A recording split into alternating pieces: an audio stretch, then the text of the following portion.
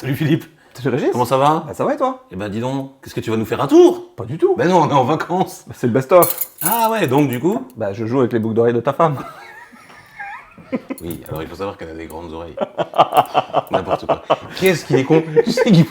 Alors, je te tutoie public. Tu sais qui a préparé cette vanne depuis 20 minutes, hein? Oui. Bon bref, c'est à mon tour de présenter un tour? Enfin, de présenter le best-of. Oui, présenter le best-of. Alors un tour que j'ai beaucoup aimé, on a beaucoup réfléchi avec nos amis du Nord qui étaient venus nous voir il y a quelques mois maintenant. Et c'est une construction personnelle hein, on a bossé ensemble pour arriver à cette routine qui est vraiment très sympa. Et ça s'appelle Shtitakan, donc j'espère que ça vous aura plu.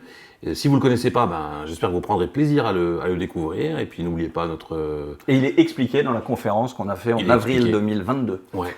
Voilà. Donc il faut le signaler quand même. Très bonne routine. Ça intéresse. Ouais. Mais voilà, la routine, c'est très difficile à démonter à mon avis. Je pense que si on n'a pas le modus, c'est compliqué. C'est très compliqué. Voilà. Donc j'espère que vous prendrez plaisir à faire ce tour et à le découvrir ou à le redécouvrir. En attendant, n'oubliez pas notre jeu de l'été. Voilà. Avec le mot mystère qui se cachera quelque part à un moment donné dans cette vidéo.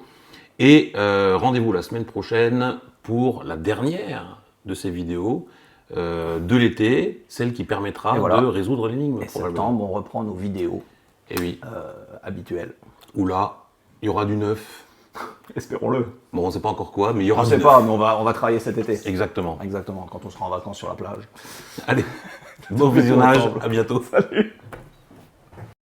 Salut Régis. Salut Philippe, comment ça va? Toujours en train de faire des bêtises, toi. Je mélange les cartes. Pour prochain truc. Oui, les jeux, tu mélanges. Oui. Tu vas faire un truc avec 2 jeux? Oui, exceptionnellement, c'est pas mal ça. Oh, bah, Et je vais faire un tour que les magiciens aiment beaucoup, un tour qui est basé sur le thème qu'on appelle Akan. Oh là, mais il y a 1000 versions. Ah oui, il y a 1000 versions et je vais vous en présenter une.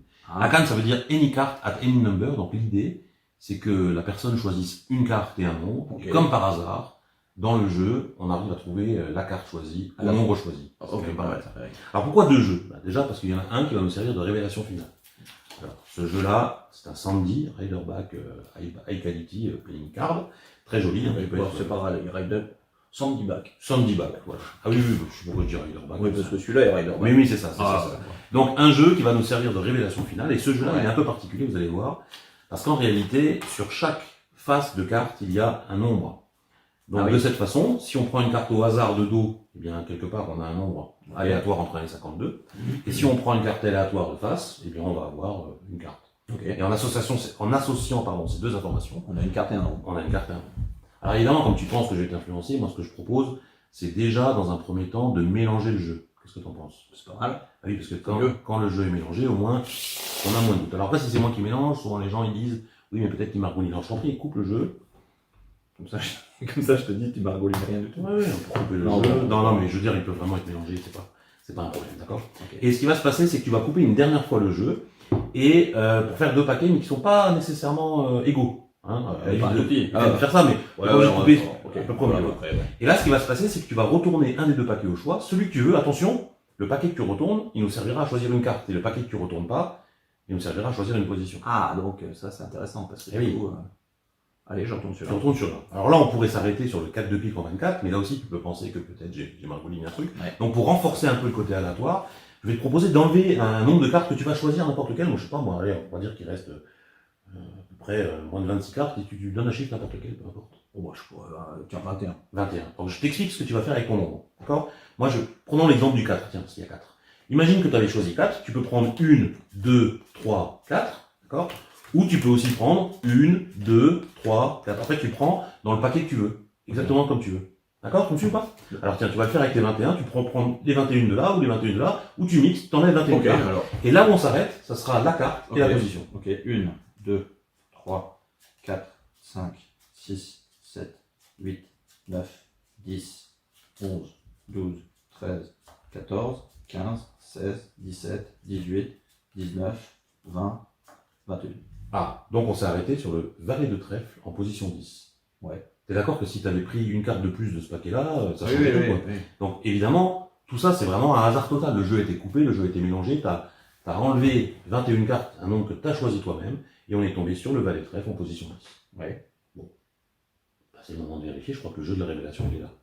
Est-ce que pour la première fois tu pourrais prendre le paquet et compter 10 cartes. 1, 2, 3, 4, 5, 6, 7, 8, 9, 10. Pas de trèfle. Oh, pas mal. Ça alors. C'est étonnant. Ça vient d'où cet effet? Alors, c'est un effet qui vient d'un magicien anglais, je ne me rappelle plus son nom, tu te souviens? Non, alors, Il y a plusieurs versions, Faut raconter voilà. l'histoire quand même. Oui, voilà. Pourquoi on est venu à ça?